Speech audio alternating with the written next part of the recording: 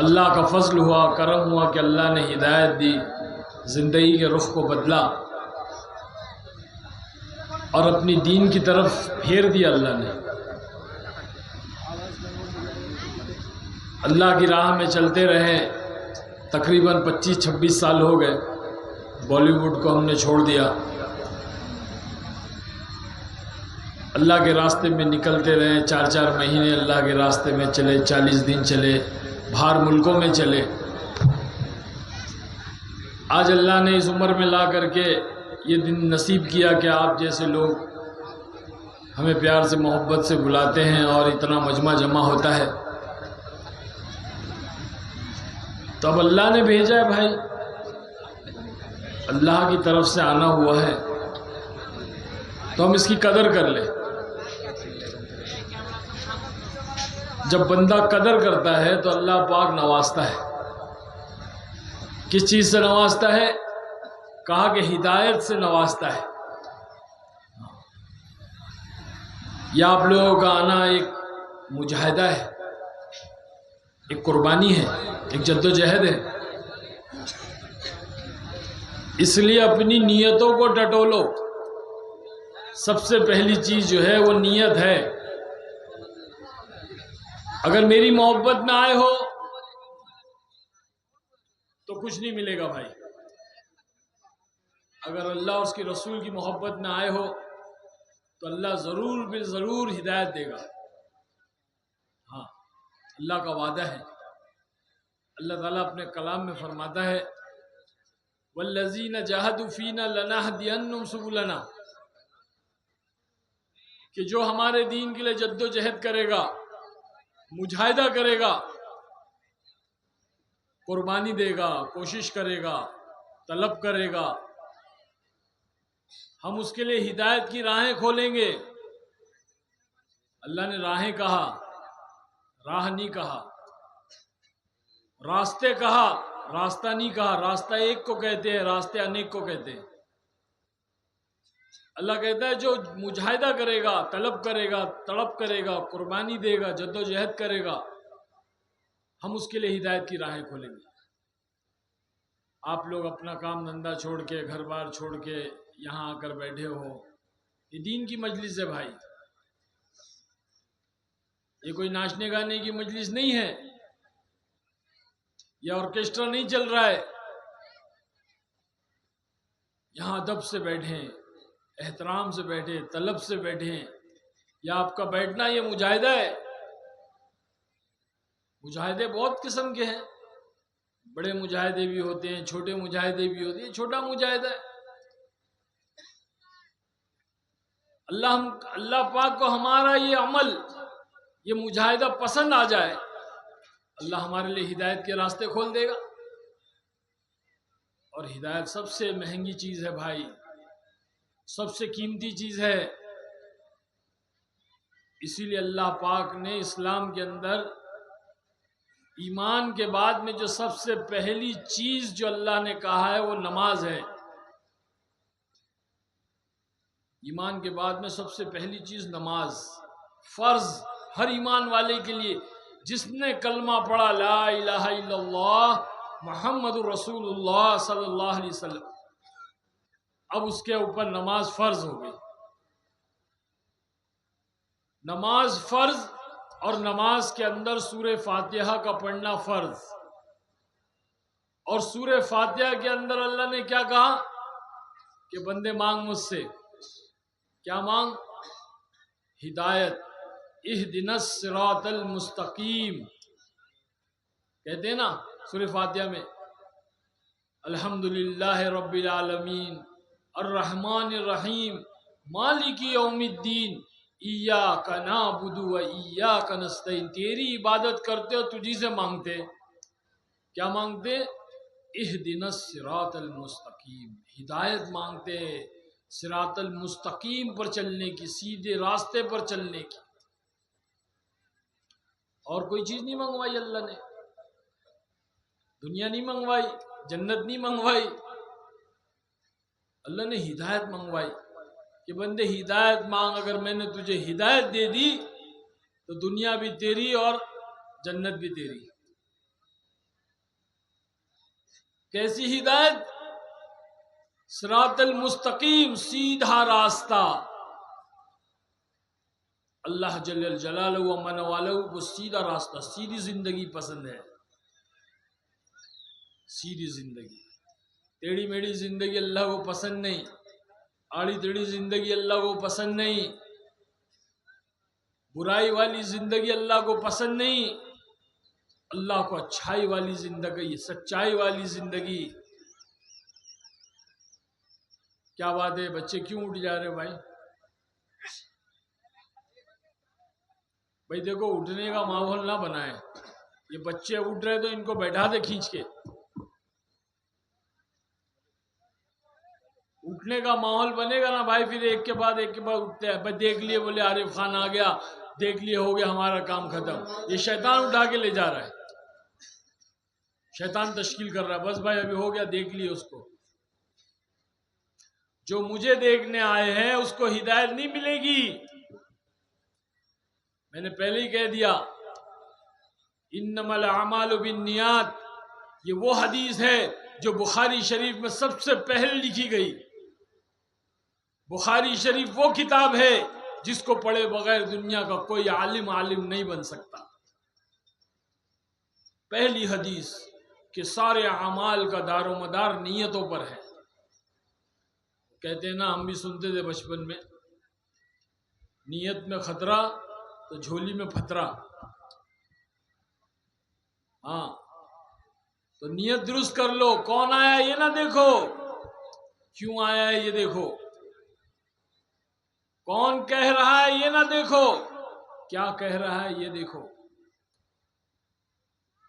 میرے بھائی بزرگوں، دوستو، نیتوں کو صحیح کر کے کچھ دیر بیٹھ جاؤ، اللہ ضرور نفع دے گا، آپ کو بھی دے گا، مجھے بھی دے گا۔ اللہ کی ذات بڑی غیرت والی ہے، بڑا غیور ہے۔ وہ کہتا ہے، بندے تو میری طرف ایک بالش چلے گا، میں 2 بالش چلوں گا، تو 1 ہاتھ بڑھے گا، میں 2 ہاتھ بڑھوں گا، تو چل کر آئے گا، میں دوڑ کر آؤں گا۔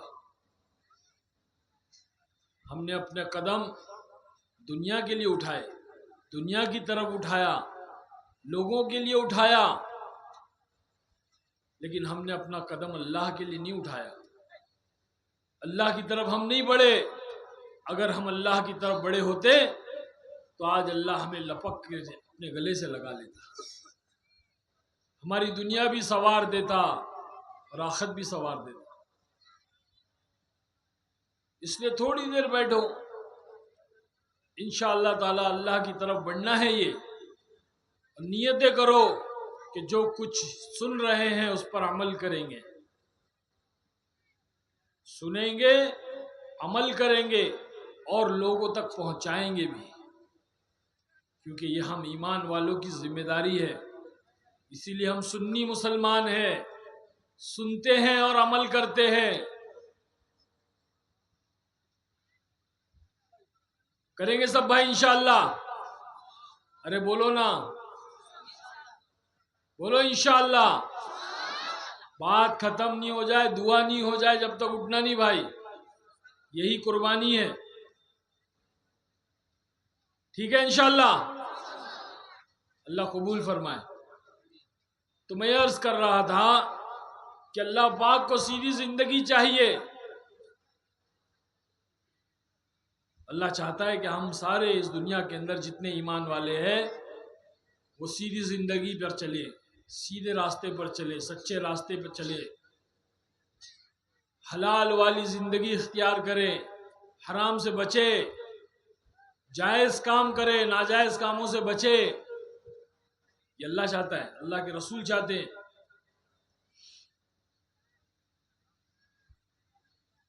ہارون رشید ایک بہت بڑے بادشاہ تھے، بہت عادل بادشاہ تھے، بہت نیک بادشاہ تھے۔ انہوں نے اپنے محل کی تعمیر کی، محل بن رہا ہے بادشاہ کا، تو اس تعمیر کے لیے ایک بہت بڑی لکڑی کی ضرورت پڑ گئی۔ وہ عمارت بنانے کے لیے، محل بنانے کے لیے ایک بہت بڑی لکڑی کی ضرورت پڑ گئی۔ وہ لکڑی سیدھی بھی ہونی چاہیے تھی اور بہت اونچی بھی ہونی چاہیے تھی، اور وہ لکڑی مل نہیں رہی تھی۔ سارا جنگل دیکھ لیا، ڈھونڈا، وہ لکڑی نہیں ملی۔ تو بادشاہ سلامت نے اعلان کیا کہ بھائی یہ لکڑی مجھے چاہیے میرے گھر کی، میرے محل کی تعمیر کے لیے، جو بہت لمبی بھی ہونی چاہیے اور بہت سیدھی بھی ہونی چاہیے۔ جو کوئی مجھے لا کر دے گا میں اسے جو ہے انعام دوں گا۔ اب یہ بات لوگوں میں پھیل گئی کہ بادشاہ سلامت کے تعمیر کے لیے، محل کے تعمیر کے لیے ایک لکڑی چاہیے جو بہت سیدھی بھی ہونی چاہیے اور بہت اونچی بھی ہونی چاہیے۔ اگر جو کوئی لا کر دے گا تو اللہ بادشاہ سلامت اسے انعام دیں گے۔ تو بھائی لوگ اس کی تلاش میں لگ گئے، محل کی تعمیر کا کام رک گیا۔ کیوں رکا؟ لکڑی کی وجہ سے۔ اب لوگ ڈھونڈنے لگے، اب لوگ جنگلوں میں، ویرانوں بیابانوں میں ڈھونڈ رہے، کئی مہینے گزر گئے۔ کئی مہینے گزرنے کے بعد میں وہ لکڑی ایک جگہ مل گئی، ایک پیڑ ویسا جو بہت اونچا بھی تھا اور بہت سیدھا بھی تھا۔ صاحب خبر بھیجی گئی بادشاہ سلامت کو کہ بادشاہ سلامت فلاں جنگل میں وہ لکڑی ہے۔ تو بادشاہ نے کہا کہ فوراً لے کر آؤ۔ اب لوگوں نے اس پیڑ کو کاٹا اور اس کو، لکڑی کو لے کر آنے لگے۔ تو جب لے کر آ رہے تھے تو ساری جنتا، سارے لوگ اس لکڑی کو دیکھنے کے لیے نکل پڑے اپنے گھروں کے باہر۔ یہاں تک کہ بادشاہ سلامت بھی اپنے محل کے باہر اس لکڑی کے استقبال کے لیے نکل پڑے۔ ان کی اہلیہ تھی وہ بھی نکل پڑی۔ سارے لوگ اس لکڑی کو دیکھ رہے ہیں، لوگ اسے اٹھا کر کے لا رہے ہیں۔ ارے بھائی ایسی کون سی لکڑی تھی جس کی وجہ سے محل کی تعمیر کا کام رک گیا؟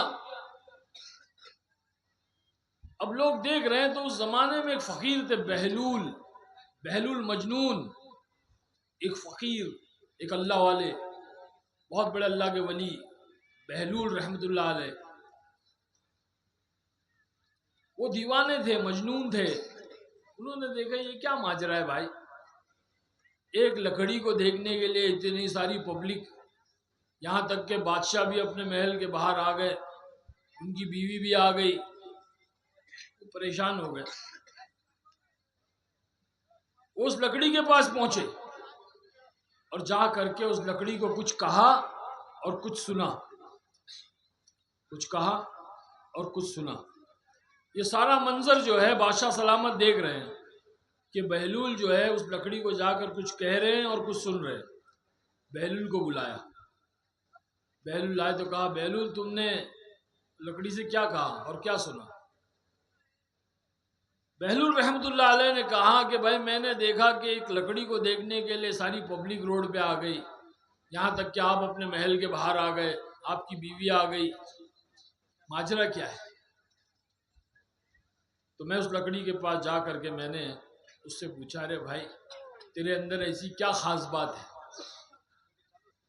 تیرے اندر ایسی کیا خاص بات ہے جو تجھے سارے لوگ دیکھنے کے لیے نکل پڑے، بادشاہ سلامت بھی تجھے دیکھنے تیرے استقبال کے لیے آ گئے، تیرے اندر ایسی کیا خاص بات ہے؟ تو اس لکڑی نے کہا میرے اندر یہ خاص بات ہے، میرے اندر یہ خاص بات ہے کہ میں سیدھی ہوں۔ کیا ہوں بھائی؟ ارے بولو نا، سیدھی ہوں۔ تو اسی طرح سے جب ہماری زندگی سیدھی ہو جائے گی، اللہ اور اس کے رسول کے مطابق ہو جائے گی، تو ساری دنیا ہمیں دیکھے گی، ساری دنیا ہم سے محبت کرے گی، ساری دنیا ہماری عزت کرے گی۔ ہاں، یہ ہے اس بات کا مقصد، اور یہی چیز اللہ کہہ رہا ہے اہدنا الصراط المستقیم، کہ صراط المستقیم پر چلنے کی ہدایت مانگو۔ صراط الذین انعمت علیہم، اور ان کے راستے پہ چلنے کی ہدایت مانگو جن پر ہم نے انعامات کی بارش کی۔ وہ کون تھے؟ وہ انبیاء علیہ السلام تھے، وہ صحابہ تھے، اللہ کے اولیاء اکرام، جن پر اللہ نے رحمتیں برسائی، جن پر اللہ نے انعامات کی بارشیں کی، ان کی زندگیاں سیدھی تھی، دین کے مطابق، دین اسلام کے مطابق تھی۔ وہ دنیا سے رخصت ہو گئے، ہزاروں سال ہو گئے، لیکن آج بھی ان کے لیے لوگوں کے دلوں کے اندر محبت ہے۔ وہ دنیا سے چلے گئے، پردہ کر لیا، اپنی قبروں میں آرام کر رہے ہیں، لیکن آج بھی لوگوں کے دلوں کے اندر ان کے لیے محبتیں ہیں۔ ہم اپنے غیر بھی ان سے محبت کرتے ہیں، اور ان کی مزار پر، ان کی درگاہ پر جا کر اپنا ماتھا ٹیکتے ہیں۔ یہ محبت کس نے ڈالی بھائی؟ یہ اس رب العالمین نے، جس نے ہم سب کو پیدا کیا اور جس نے ہمیں زندگی جینے کا ایک راستہ بتلایا، ایک سلیقہ بتلایا، ایک طریقہ بتلایا ہے، جس کا نام ہے دین اسلام۔ اور یہ صرف ان کے لیے نہیں تھا، بلکہ قیامت تک آنے والے جتنے بھی انسان ہیں، جو اس دین اسلام کو اپنے سینے سے لگائے گا، اس دین اسلام کے مطابق اپنی زندگی کو چلائے گا، اللہ پاک اسے بھی وہ انعامات عطا فرمائے گا۔ ویسی ہی محبت اللہ لوگوں کے دلوں میں اس کے لیے بھی پیدا کرے گا۔ ہمارا کمال نہیں ہے۔ آج لوگ ہمیں دیکھنے کے لیے آ رہے ہیں، ہم سے محبت کر رہے ہیں، چاہت کر رہے ہیں، یہ ہمارا نہیں کمال ہے، یہ اللہ کے دین کا کمال ہے۔ یہ محبتیں اللہ نے ڈالی ہے دلوں میں، کیونکہ دلوں میں محبت ڈالنے والی ذات بھی اللہ کی ہے، اور نفرت ڈالنے والی ذات بھی اللہ کی ہے۔ آج ساری دنیا کے اندر، سارے عالم میں لوگ مسلمانوں سے نفرت کر رہے ہیں، مسلمانوں کو ٹیررسٹ بول رہے ہیں، مسلمانوں کو ظالم بول رہے ہیں،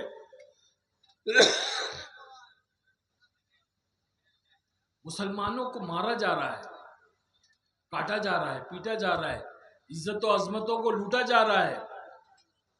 کیوں؟ ایسا کیا ہو گیا؟ جب آپ غور و فکر کرو گے، معلومات کرو گے، تو پتہ چلے گا کہ مسلمان اپنے دین سے دور ہو گیا، اپنے دین سے ہٹ گیا۔ اللہ نے ظالم بادشاہوں کو مسلط کر دیا، اللہ نے ظالموں کو ہم پر مسلط کر دیا، یہ ہم سے نفرتیں کر رہے ہیں۔ آج مسلمان سے کوئی محبت نہیں کر رہا ہے،